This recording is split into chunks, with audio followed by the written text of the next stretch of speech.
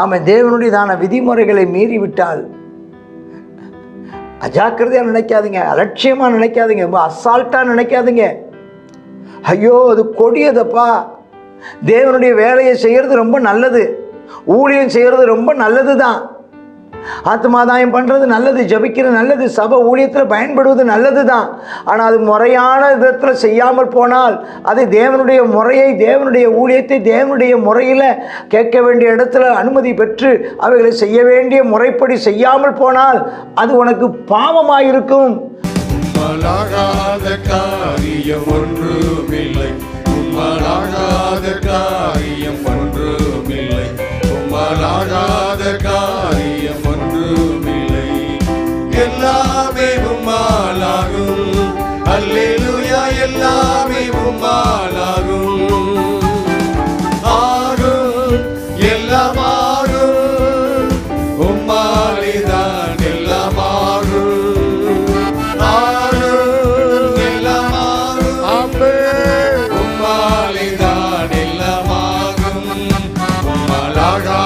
காரியம் ஒன்றுமில்லை, உம்மலாகாத காரியம் ஒன்றுமில்லை, உம்மலாகாத காரியம் ஒன்றுமில்லை. எல்லாமே உம்மாலாகும், அல்லேலூயா, எல்லாமே உம்மாலாகும். சொல்லி முடியாத அற்புதம் செய்பவர் நீரே ஐயா, நீரே.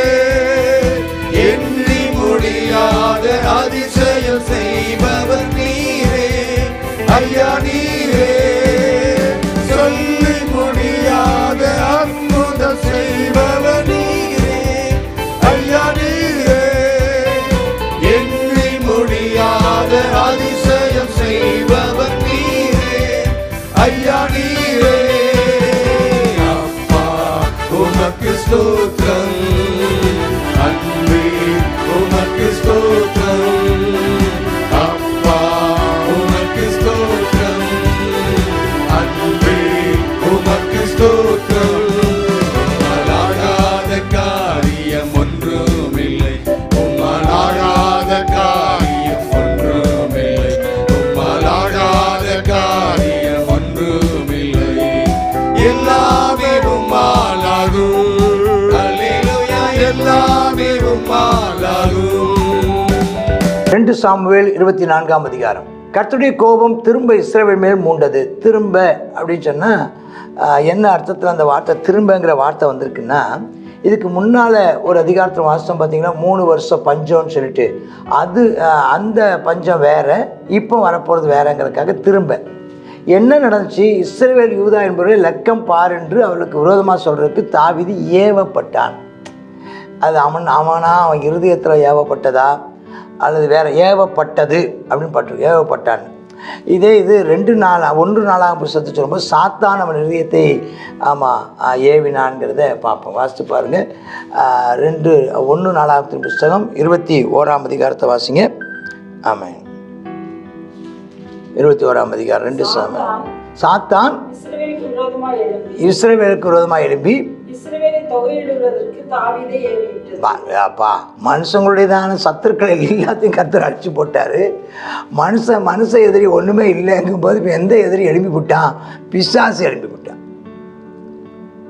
அப்போ பிசாசு எழும்பி, அப்போ பாருங்கள், இந்த உலகம் மாமிசம் பிசாசுங்கிறது. உலகங்கிறது அதாவது பெலிஸ்தர்கள், அம்மோனியர்கள், சீரியர்கள், இந்த குரூப்பு.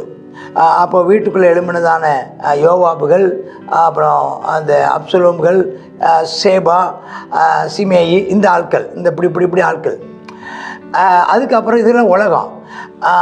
சுயம், அதாவது மாம்சங்கிறது அவன் உள்ளத்து இந்த பத்சேபால் விஷயத்தில் அவனை ஏமாற்றினதான பிசாசு, ஏமாற்றப்பட்டதான சுயம், இச்சை. இப்போ 3வது பார்க்குற சாத்தான். அப்போ ஏன்னா ஏவப்பட்டான். ரொம்ப ஜாக்கிரதையாக இருங்க. சில காரியங்களை செய்யணும்னு உங்கள் மனசில் ஆவியானவர் சொன்னது போல் இருக்கும், ஜாக்கிரதையாக இருங்க.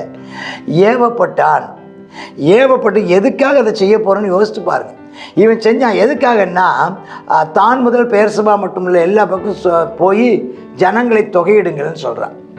அப்போ இவங்க தொகையிடுறதுக்காக போகிறாங்க. அங்கே என்ன நினச்சி போச்சு, ஆமாம் இப்போது இருக்கிறதை பார்க்கல 100 மடங்கு அதிகமாக வர்த்திக்க போகணும். அவன் யோவாப் தான் சொல்கிறான், ஐயா வேண்டாம் ஆண்டவர், இந்த ராஜா ஏன் இந்த காரியத்தை விரும்புகிறீங்க அப்படின்னு. அப்போ அவன் சொல்கிறார், சொன்ன வார்த்தை ஆகிலும் யோவாப்பும் இராணுவ தலைவரும் சொல்கிறாங்க, ஐயா வேண்டாம், நம்ம என்ன வேண்டாம் ஐயா அப்படிங்கிறார். ஆனால் ராஜா சொல்லிட்டார், நான் சொல்கிறேன்ல நீ எண்ணி தான் ஆகணும் அப்படின்னு ஒரு ஸ்ட்ராங்காக ஒரு வேர்ட் போட்டார். அப்போ தொகையிடுறதுக்காக என்ன செய்கிறாங்க, இராணுவ தலைவர் ராஜா விட்டு புறப்பட்டு போகிறாங்க. அவங்க எல்லாம் போகிறாங்க, யோர்தானை கடந்து போகிறாங்க, காத்துன்னு ஆறுகள் நடுவே இருக்கிற பட்டணத்துக்கு போகிறாங்க.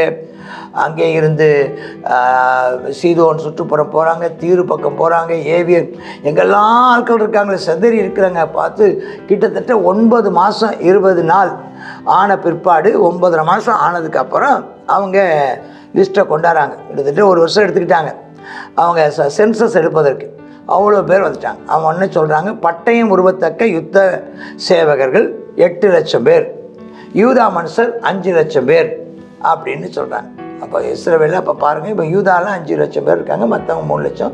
அது யுத்த சேவகர்கள் 20 வயசுக்கு மேலே உள்ளவங்க தான் கணக்கு எடுத்திருக்காங்க போல், 20 to 50. அப்போ எடுத்து கொண்டாங்க. இப்படி நடந்த உடனே இவ்விதமாக ஜனங்களை என்ன பின்பு ராஜாவின் இருதயம் அவனை வாதிக்குது. ஏன் இதை செய்தோன்னு அவனுக்கே ஒரு, எப்போவுமே பிசாசு நம்ம ஒரு தப்பு செய்கிற வரைக்கும் நம்ம கூட இருப்பான், தப்பு செஞ்ச உடனே அவன் விலகி ஓடி போயிடுவான். தற்கொலை பண்ணு, ஆமாம் தூக்கில் போடு, கயிறை கட்டு, ஆமாம் தொங்கு அப்படின்லாம், ஸ்டூலை தள்ளிவிடு அப்படிலாம் வரைக்கும் சொல்லிகிட்டே இருப்பான். தொங்குனதுக்கப்புறம் ஐயோ காப்பாற்றுங்க அது வரைக்கும் பேய் உதவி செய்வான். இவன் தூக்கில் தொங்கின உடனே ஓடி போயிடுவான். இவன் ஐயோனை காப்பாற்றுங்க. மண்ணெண்ணெயை ஊற்ற வைப்பான், ஊற்றுமா, தீப்பெட்டி எடுமா, தீப்பெட்டியை கொளுத்துமா, வச்சுக்கோமா, வச்சு முடித்தவொடனே ஓடி போயிடுவான். அவன் ஓடி போன உடனே ஐயோ என்னை காப்பாற்றுங்க, ஐயோ வேகுதேம்பான். அப்போ இது ஜாக்கிரதையாக இருக்கணும். சாத்தான் ஆனால் தேவ ஆவியானவர் அப்படி அல்ல, நமக்கு ஒன்று ஏவினார், காரியம் முடிந்ததுக்கு பிற்பாடும் நம்மோடு கூட இருப்பதை நான் உணர முடியும். அதனால் இதெல்லாம் எப்படி பாஸ்டர் சாத்தான் என்னை ஏவினானா தேவன் என்னை ஏவினா, இதெல்லாம் முயற்சியினாலும் பயிற்சியினாலும் ஞானோதயம் உள்ள அனுபவம் உள்ளவர்களுக்கே தகும்னு எபிரேயர் 5ஆம் அதிகாரத்தில் சொல்லப்பட்டிருக்கிற மாதிரி, அதெல்லாம் அந்த தேவனோடு கூட நடக்கிற அனுபவங்களும் அன்றாடக ஜெப நேரம், அன்றாடக ஆவியாண்டிய வார்த்தையை கேட்டு பழகினவர்களால் தான் இது அடையாளம் கண்டு கொள்ள முடியும். அவர்களே ஏமாற்றப்படுவாங்க. ஆனால் உடனே ராஜாவுடைய இருதயம் என்ன செய்து வாதிக்குது. ஐயோ நான் தப்பு செஞ்சுட்டேன் ஆண்டவரே, மகா பத்தீனமாக செஞ்சுட்டேன்னு அப்போமே அவன் என்ன செய்ய ஆரம்பிச்சிட்டான், ஜெபம் பண்ண ஆரம்பிச்சிட்டான். ஏன் புத்தீனமாக செஞ்சேங்கிறான். ஒன்று, கர்த்தர் சொன்னார் 1000 பெருகட்டுனார். அப்படியே சென்சஸ் எடுக்கணும்னு இருந்தாலும் எத்தனை பேருக்கு சென்சஸ் எடுக்கிறோமோ அவங்க எல்லாரும் ஒரு அரை சேக்கல் வெள்ளி கொடுத்து அந்த வெள்ளியை என்ன செய்யப்படணுமா, அது ஆசரிப்பு கூடார பணிக்காக அது கொடுக்கப்பட வேண்டுமா. அது மட்டுமல்ல, இந்த சென்சஸ் எடுக்கிறதுக்கு அது நிமித்தம் பலி செலுத்தப்படணுமா, பாவ நிவாரண பலி செலுத்தப்படணுமா, தகன பலி செலுத்தப்படணுமா, சமாதான பலி செலுத்தப்படணும். ஆண்டவருக்கு நன்றி சொல்லி தேவனை துதிச்சிருக்க வேண்டும். எதையும் முறையாக செய்யாமல் குறுக்கு வழியில் செய்ய தூண்டுபவன் பிசாசு. எதுவும் முன் அனுமதி பெறாமல் காரியத்தை மூத்த தலைவர்களுக்கோ அந்த இவன் சாதோக்கு இருக்கிறாங்க, ஆமாம் ஆசாரியர்களிடத்தில் கேட்காமல், எதையும் நான் யுத்தத்துக்கு போகலாமான்னு கேட்குறவன் நான் இராணுவத்தை எண்ணலாமான்னு கேட்கறதுக்கு சாதோக்கிடத்துலையோ அபியத்தாரிடத்துலையோ ஆசாரியரிடத்தில் கேட்கவில்லை. அவனுக்கு அந்த காலத்தில் நாத்தான் தீர்க்கதரிசியும் காத்து தீர்க்கதரிசியும் அவனுக்கு உறுதுணையாக இருந்தபோது அவர்களிடத்திலையும் அவன் ஆலோசனை கேட்ட மாதிரி தெரியவில்லை. அப்போ என்ன நடக்கிறது, அவன் என்ன செய்யலை, அவன் அதை தான் மனசில் வந்தது, அதை அப்படி செய்யலாமா, என் மனசில் இப்படி தோன்றுகிறது, இப்படி நான் ஏவப்படுகிறேன், இதுபடி செய்யலாமா என்று தேவனிடத்தில் கேட்கவும் இல்லை. கேட்டிருந்தால் முறைப்படியாய் செய்யப்பட வேண்டிய செய்வார். இன்றைக்கும் ஜாக்கிரதையாயிருங்கள் சபையாரே, ஊழியரே, என் அன்பு நண்பரே. எதை செய்தாலும் கர்த்தரனை ஏவினார், கர்த்தரனுக்கு சொன்னார், நான் யார்கிட்ட கேட்க வேண்டும், நான் யார்கிட்ட பெர்மிஷன் கேட்க வேண்டும், கர்த்தரே சொல்லிட்டாருன்னு நினச்சி காரியங்களை உன் இஷ்டத்துக்கு செய்து விடாதபடி கர்த்தர் உன்னை காப்பாற்றுவாராக. ஜாக்கிரதையாக இருப்போம். எல்லாவற்றுக்கும் ஒரு முறை இருக்கிறது.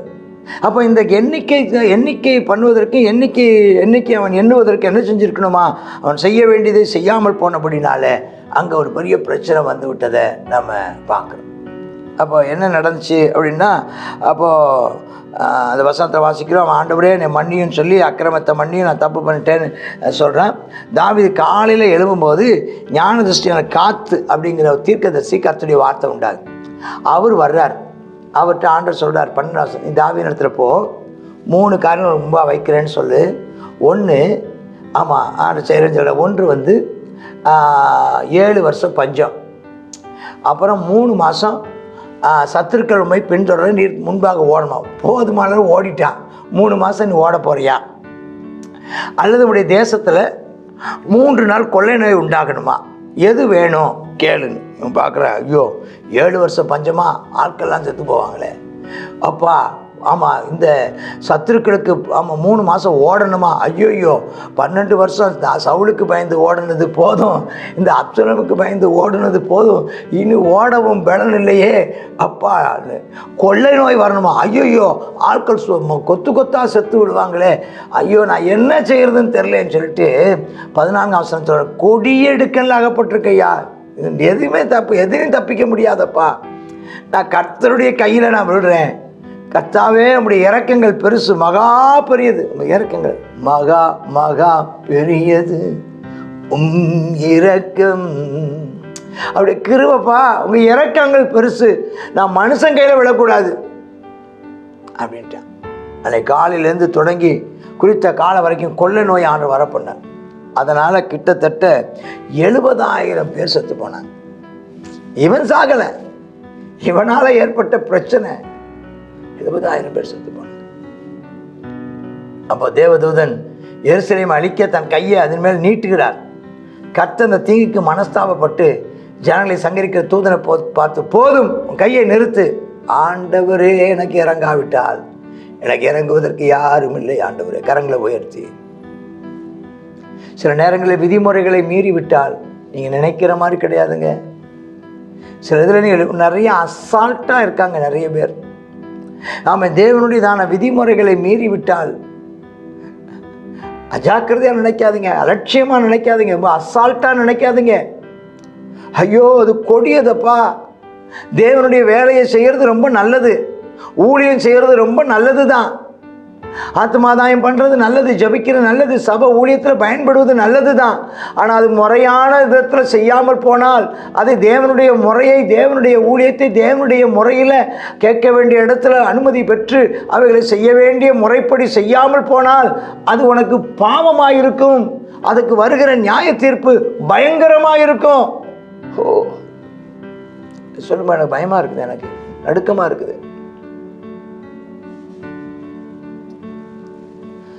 ஆண்டவரே பார்த்து இறங்கி நிறுத்துப்பா அப்படிங்கிறார். அவன் நிறுத்துறான். அது அர்பனாவின் போரடிக்கிற களத்துக்கு நேரம் மேலே இருக்கிறான்.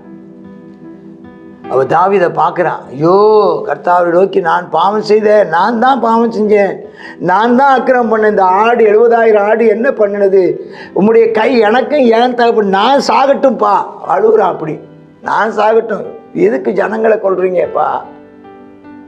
சில நேரம் தப்பு செஞ்சவங்க மேலே தண்டனை வராது, அவனை சார்ந்தவங்க மேலே தண்டனை வருமா. அப்பா நல்ல வேலை உணர்ந்தான். அவனுக்கு சில நேரங்களில் நம் நிமித்தம் நம்முடைய பெற்றோருக்கோ, நம் நிமித்தம் நம் மனைவிக்கோ, நம்முடைய நிமித்தம் நம்முடைய பிள்ளைகளுக்கோ பாதிப்பு வருதுன்னா காரணம் நம்ம தான். தேவனிடத்தில் சரியானபடி விசாரிக்காமல் காரியங்களை செய்து விடலாம். ஏதோ நாம் ஏவப்பட்டோம் என்று தேவனால் ஏவப்படாமல் அவன் மற்ற பல புற காரணிகளால் ஏவப்பட்டு காரியங்களை தேவ சித்தத்துக்கு மாறான ஒரு தீர்மானம் எடுத்து விடலாம். அதனால் பாதிக்கப்படுறது ஒருவேளை நீ இருக்கலாம், இல்லாமல் இருக்கலாம், நீ பாதிக்கப்படாமல் இருக்கலாம். ஆனால் நீ எடுத்ததான தவறான தீர்மானத்தை நிமித்தம் பிள்ளைகள் பாதிக்கப்படுகிறது, மனைவி பாதிக்கப்படுகிறது, சபை பாதிக்கப்படுகிறது, குடும்பம் பாதிக்கப்படுகிறது. எச்சரிக்கையாக இருப்போம். சரி, அன்றைய தினம் காத்து தாவீதிடத்தில் வந்து அவனை நோக்கி, நீ போ, எபூசியன் ஆகிய அர்பனாவின் களத்தில் கர்த்தருக்கு ஒரு பலிபீடத்தை உண்டாக்குங்கிறாரு. அப்படியே தாவீது கற்பித்த பிரகாரமாக போகிறான். அப்போ அர்பனா அங்கே வேலை செஞ்சிட்ருக்கான். அவனுக்கு மேலே நிற்கிறதான தேவதூதன் தெரியல அவனுக்கு. அப்போ வந்து ராஜா வர்றீங்களே என்னையான்னு கேட்குறான். அப்போ அவர் சொல்கிறாரு, வாதை ஜனத்தை விட்டு நிறுத்தப்பட கர்த்தருக்கு ஒரு பலிபீடத்தை கட்டிருக்க, அந்த களத்தை உன் கையில் வாங்கணும்னு வந்திருக்கிறேன் அப்படிங்கிறார். அப்போ அர்பனா சொல்கிறாரு, ராஜாவே அதுக்கு என்ன இருக்குது, நீங்கள் நன்றாய் பலியிட்டு போங்க, இந்த ஃப்ரீ தான் ஆமாம், இதில் என்ன இருக்குதுன்னா, அதற்கு மகிழ்ச்சியாய் சந்தோஷமாக பார்வைக்கு நலமானபடி பலியிடுவீராக, நலமானபடி பலியிடுவாராக. இதோ தகன பலிக்கு மாடுகளும் விறகுக்கு போடுற உருளைகளும் நுகத்தடி இருக்குதையா அப்படிங்கிறான். அப்போ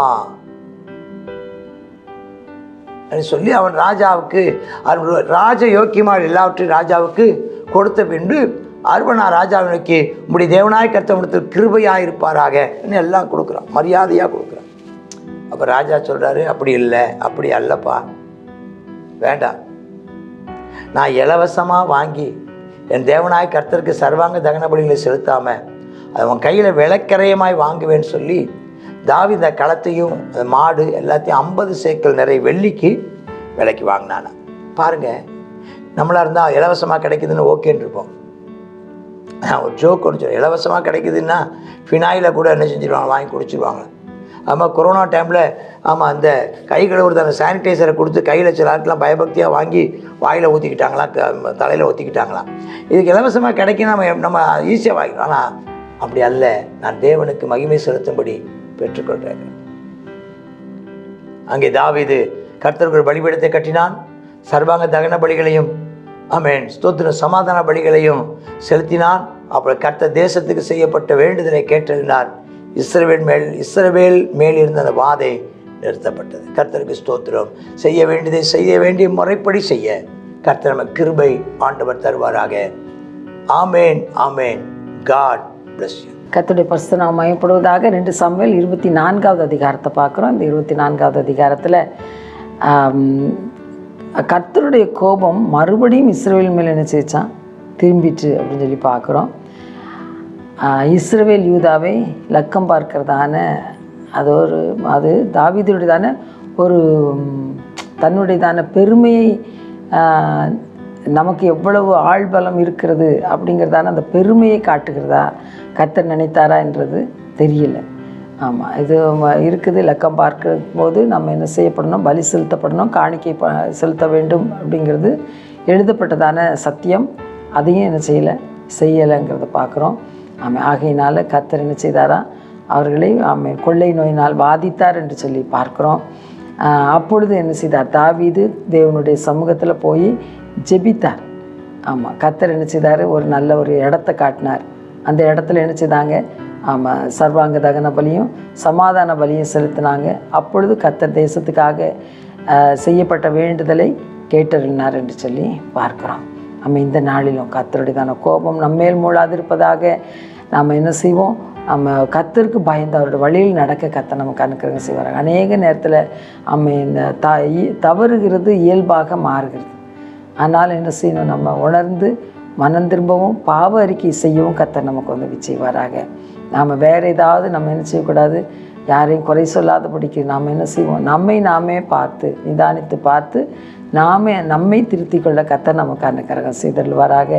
அது மட்டும் இல்லாமல் அந்த அர்வானாவின் காலத்தில் தான் பலி செலுத்தப்பட்டது. பிற்காலத்தில் அதில் தான் என்ன செய்யப்பட்டுச்சு, தேவனுடைய ஆலயமும் கட்டப்பட்டதை நம்ம இதில் பார்க்க முடிகிறது. அப்போ இதற்காக ஆயத்தப்படுத்தப்பட்டதான இடமாக அது காணப்பட்டிருக்கிறதுங்கிறத நம்ம இதில் பார்க்குறோம். இந்த நாளிலும் நம்ம மனுஷனுடைய கைகளில் விழ வேண்டாம். என்ன பிரச்சனையானாலும் கர்த்தருடைய கையில் போய் விழுந்துருவோம். மனுஷனை தேடி தேடி போய் அவங்களுடையதான தயவை பெருகிறதை காட்டிலும், ஏசப்பா நாங்கள் என்ன செய்யப்படணும், நாங்கள் என்ன செய்யணும், அடுத்து என்ன செய்யப்படணுங்கிறத தாவீது தேவனுடைய சமூகத்தில் போய் விழுந்தது போல் நாம் விழுந்திருப்போம். தேவன் நமக்கு கொடுக்கறதான அந்த ஆலோசனையை பெற்று நாம் செயல்பட கர்த்தர் நமக்கு அனுக்கிரகம் செய்வாராக. ஜெபிப்போம். அப்பா உமக்கு நன்றி ஆண்டவரே. அப்பா எத்தனையோ போராட்டங்கள், பிரச்சனைகள் என்னப்பா எங்களுடைய வாழ்க்கையில் வரும்போது கர்த்தா மனுஷ தயவை நாங்கள் நாடாமல் தேவனே உம்முடைய தயவை நாங்கள் நாடி செல்ல கர்த்தா உம்முடைய பாதத்தில் அமர்ந்து என்ன செய்யணுங்கிறத கர்த்தாவே நாங்கள் அப்பா ஜெபித்து முடிவெடுக்க எங்களுக்கு நீ கிருபை தந்தருளுவீராக. ஆவியானவரே சரியான பாதைகளை நடத்துங்க ராஜா. ஆமேனப்பா, நீ தாவீதுக்கு கர்த்தாவே அப்பா செய்தீரப்பா. ஆமேனப்பா, அவருடைய ஜெபத்தை கேட்டீர். ஆமேனப்பா, ஸ்தோத்திரம் அப்பா. அந்த இடத்துல ஒரு களத்தை கத்தாவே அப்பா விலைக்கு வாங்கி அதில் பலி செலுத்தி அப்பா ஸ்தோத்திரப்பா சர்வாங்க தகன பலிகளை சமாதான பலிகளை செலுத்தி தொழுது கொண்டு அப்பா தேசத்துக்காக அப்பா ஜனங்களை பாதுகாத்து கொள்ளும் என்று சொல்லி கத்தாவை ஜெபித்த போது அந்த வாதை நிறுத்தப்பட்டது என்பதை பார்க்கிறோமே ஐயா. கத்தாவே நாங்களும் எங்களுடைய தேசத்துக்காக செய்யப்படுகிறதான அப்பா இந்த விண்ணப்பங்களை நீர் கத்தாவை அங்கீகரித்து கொள்ளும். இன்னும் என்ன செய்யப்பட வேண்டும் என்பதை எங்களுக்கு நீங்கள் காட்டுங்க ராஜா. நான் உனக்கு போதித்து நடக்க வேண்டிய வழி உனக்கு காட்டுவேன், மேலும் கண்ணை வைத்து உனக்கு ஆலோசனை சொல்வேன் என்று சொன்ன கர்த்தர் ஆலோசனை சொல்லி வழி நடத்த வேண்டும் என்று உடைய சமூகத்தில் கெஞ்சுகிறோம். அப்பா எங்களுக்கு பேசுங்க ஆண்டவரே, எங்களோடு பேசும், நடக்க வேண்டிய காரியத்தை கற்றுத்தாரும். நாங்கள் கத்தாவே எங்களுடையதான பெருமையை பாராட்டாதபடிக்கு அப்பா ஸ்தோத்திரம். ஒருவேளை அப்பா அந்த கத்தாவே ஸ்தோத்திரப்பா அந்த சோல்ஜர்ஸ் அப்பா 5 லட்சம் பேர், யூதேயாவில் 3 லட்சம் பேர்னு சொல்லி கத்தாவே அப்பா அதனுடையதான பெருமையை பாராட்டாதபடிக்கு கத்தாவே நாங்கள் அப்பா நீர் எங்களுக்கு கொடுத்ததான நன்மைக்காக ஒவ்வொரு நாள் நாங்கள் நன்றி செலுத்துகிறவர்களாய் காணப்பட உதவி செய்தரலாம். இதை பார்க்கலும் பல்லாயிரம் ஜனங்கள் பெருகுவார்களாக நீர் அதை செய்தரலும். இயேசுவின் நாமத்தில் ஜெபிக்கிறோம் நல்ல பிதாவே. ஆமேன், ஆமேன்.